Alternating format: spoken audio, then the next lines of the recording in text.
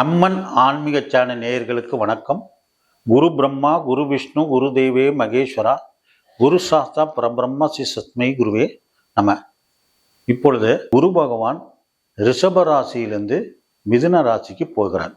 அதாவது குரு பகவான் மிருகசீஷ 2ஆம் பாதத்திலிருந்து 3ஆம் பாதத்துக்கு போகிறார். பொதுவாக இந்த குரு பகவான் மிதுன ராசிக்கு போகும் பொழுது என்ன மாதிரி பலன்கள் என்று பார்ப்போம். அதுக்கு முன்னாடி குரு பகவான் மிதுன ராசியில் இருக்கும் பொழுது குருவுக்கு 3 பார்வைகள் உள்ளன. 5ஆம் பார்வை, 7ஆம் பார்வை, 9ஆம் பார்வை, மொத்தம் 3 பார்வைகள் உள்ளன. குரு பொதுவாக தான் இருக்கும் இடத்தை கெடுப்பார், பார்க்கும் இடத்தை தான் நன்மை செய்வார் என்பது ஜோதிட பழமொழி. அதாவது குரு இருக்கும் இடம் பால், குரு பார்வை கோடி நன்மை. அதன் அடிப்படையில் தான் இந்த குரு பகவான் நன்மை செய்வார். அப்படி பார்க்கும் பொழுது மிதுன ராசியிலிருந்து 5ஆம் பார்வையாக துலா ராசியை பார்ப்பார். மிதுன ராசியிலிருந்து 7ஆம் பார்வையாக தனுசு ராசியை பார்ப்பார்.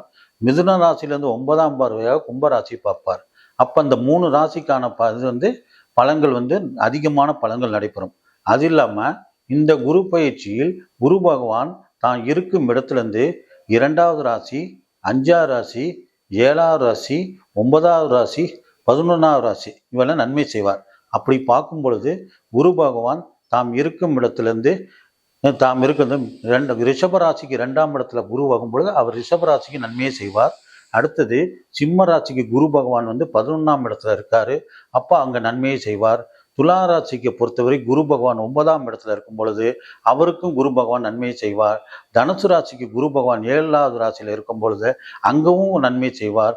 ஸோ கும்பராசிக்கு குரு பகவான் 5ஆவது ராசியில் இருக்கும் பொழுது அங்கேயும் நன்மை செய்வார். ஸோ நன்மை செய்யும் ராசிகள் ரிஷபராசி, சிம்ம ராசி, துலா ராசி, தனுசு ராசி, கும்பராசி இவைகள்லாம் அதிக நன்மை அடையும் ராசிகள். இந்த குரு பயிற்சியில் மற்ற ராசிகளுக்காரர்களுக்கு சுமாரான பலன்கள் நடைபெறும். பொதுவாக குரு பகவானுக்கு பல காரகத்தத்துவங்கள் உள்ளன. அவர் ஆசிரியர் தொழிலுக்குரிய காரக தத்துவம். குழந்தை பிறப்பதற்கு மிகவும் முக்கிய காரணம் அந்த குரு தான். குருமார்களுக்கு ஆசீர்வாதம் வேணும்னா அந்த குரு தான் வேணும். பொதுவாக குரு நன்றாக இருந்தால் தான் ஜாதகத்தில் பூர்வ புண்ணியம் நல்லாங்க இருக்கும். ஸோ குரு பகவானுடைய பலம் ரொம்ப ரொம்ப முக்கியம். இதெல்லாம் இருந்தால் தான் இந்த ஜாதகம் இருந்தால் தான் குரு பகவானுடைய அருள் கிடைக்கும். ஸோ ஆசிரியரை குறிக்கும், ஆன்மீகத்தை குறிக்கும், கோயிலை குறிக்கும், குழந்தை குறிக்கும், இன்னும் இது மாதிரி பள்ளிக்கூடத்தை குறிக்கும். இது மாதிரி பல காரத்தத்துவங்கள் குரு பகவானுக்கு உள்ளது. அடுத்தது இந்த குரு பகவானுக்கு பல யோகங்கள் உள்ளன. அதாவது குரு சந்திர யோகம், குரு மங்கள யோகம், குரு சண்டால யோகம், குருமங்கள யோகம், குரு சண்டால யோகம், அதாவது கோடீஸ்வர யோகம், சிவராஜ யோகம், பிரம்மகத்தி தோஷம், அதாவது குரு சனி சேர்ந்த பிரம்மகத்தி தோஷம். இது மாதிரியெல்லாம் குரு பகவானுடைய சேர்க்கை கிரகங்கள் சேரும்போது பலன்கள் கொடுக்கும். பொதுவாக குருவும் சூரியனும் சேர்ந்தா சிவராஜ யோகம் சொல்வார்கள். இது அற்புதமான யோகம். ஒரு ஜாதகத்துல யாருக்கு எவரொரு ஜாதகத்துல குருவும் சூரியன் சேர்ந்திருக்கோ, நல்ல ஆதிபத்தியம் பெற்றிருந்தால் குருவோ சூரியனோ கண்டிப்பா அவருக்கு சிவராஜ யோகம். அது சிவராஜ யோகம்னா என்னன்னா பேரும் புகழும் பதவியும், வாழ்க்கையில் கஷ்ட நஷ்டங்கள் இருக்காது. ஸோ இவர்களுக்கு எளிதில் எதுவும் கிடைக்கும். அப்ப இது சிவராஜ யோகம். அடுத்தது குருவும் சந்திரன் சேர்ந்த குரு சந்திர யோகம். இல்லைன்னா குருவுக்கு திரிகோணத்துல 5ல் 9ல் சந்திரன் இருந்தாலும் குரு சந்திர யோகம். இந்த குரு சந்திர யோகம் என்ன செய்யும்னா படித்த படிப்புக்கு வேலை கிடைக்காது. அவங்களுக்கு என்ன கிடைக்கும்னா படித்த படிப்பு சம்பந்தமில்லாத வேலைக்கு போய் அந்த துறையில் பேரும் புகழும் வாங்க வச்சு அவர் மிகப்பெரிய சாதனை படைப்பை வைப்பார் இந்த குரு சந்திர யோகம். அடுத்தது குருமங்கள யோகம். குருவும் செவ்வாயும் சேர்ந்த குருமங்கள யோகம். அதாவது குருவுக்கு திரிகோணத்துல 5ல் 9 இருந்தாலும் அது குருமங்கள யோகம் தான் எடுத்துக்கணும்.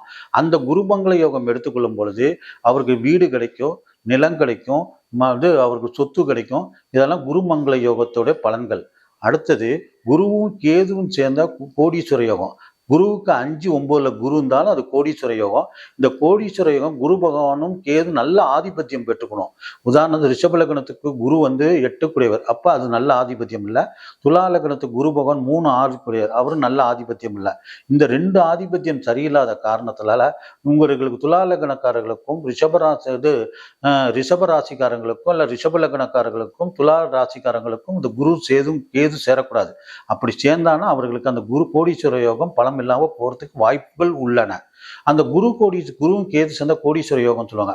கோடி கொடுக்குமானா கொடுக்கும். ஆனா அது கூடவே சேர்த்து கடனையும் சேர்த்து கொடுக்கும், நோயையும் சேர்த்து கொடுக்கும், வம்பையும் கொடுக்கும், ஆன்மீகத்தையும் கொடுக்கும். ஸோ இது கோடீஸ்வர யோகத்தோடது. அடுத்தது குருவும் ராகுவும் சேர்ந்த குரு சண்டால யோகம். குருவுக்கு திரிகோணத்துல ராகு இருந்தாலும் 5-9 ராகு வந்து குரு சண்டால யோகம். இது எப்படி கொடுக்கும்னா திடீர்னு அதிர்ஷ்டத்தை கொடுக்கும்.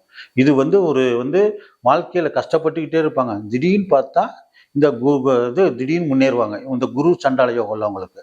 அடுத்தது குருவும் சனியும் சேர்ந்த பிரம்மகத்தி தோஷம், இல்லை குருவுக்கு திரிகோணத்துல 5-9 சனி குரு பார்த்தாலும் அது பிரம்மகத்தி தோஷம்.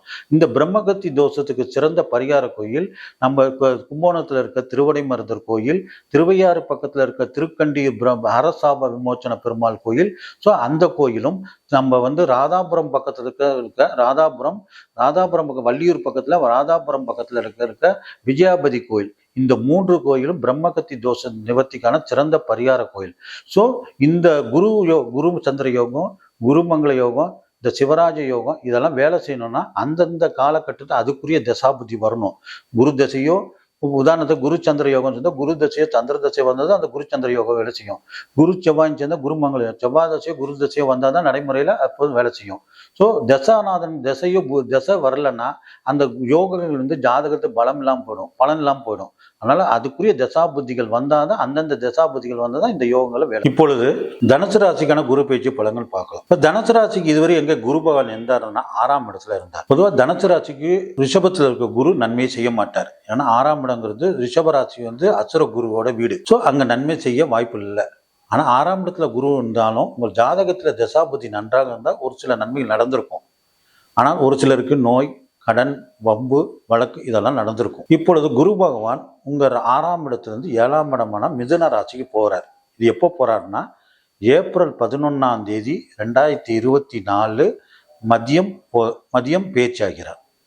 ஸோ தனுசு ராசியை பொறுத்தவரை குரு பகவான் முழு யோகாதிபதி, 1-4 குடைவர் குரு. அவர் 7இல் போவது மிக மிக சிறப்பான பலன். நீங்க அதை பத்தி கவலையே பட வேண்டாம். ஸோ தனுசு ராசிக்கு இப்பொழுது மிக அற்புதமான நேரம். அதை கண்டு பயப்பட வேண்டாம், உங்களுக்கு சிறப்பான பலன்கள் நடைபெறும்.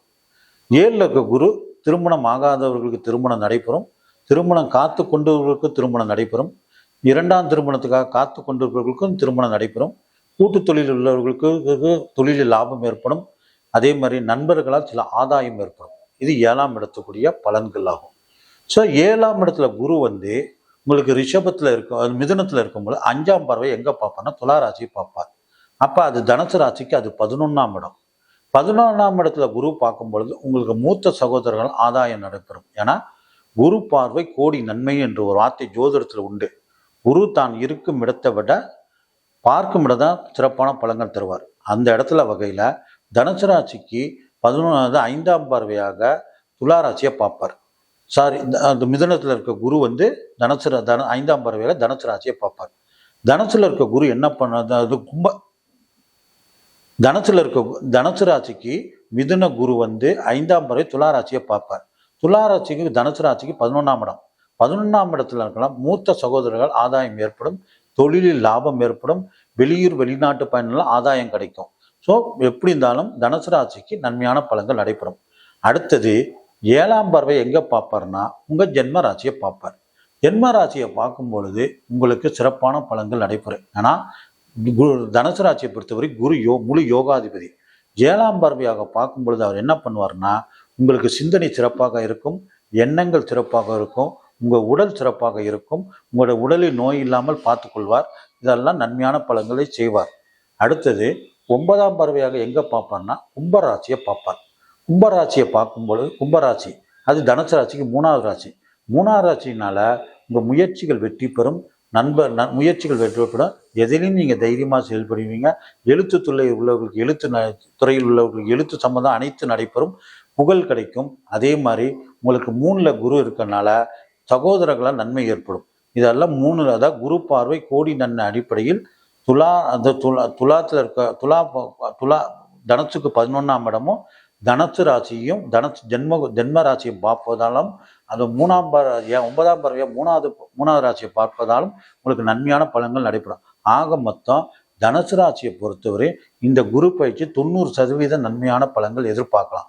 எந்த அளவு ஐயம் இல்லை. பொதுவாக குரு பகவான் நன்மையான இடத்துல இருக்கறனால 7ஆம் இடத்துல குழந்தை பிறக்காதவங்களுக்கு குழந்தை பிறக்கும்.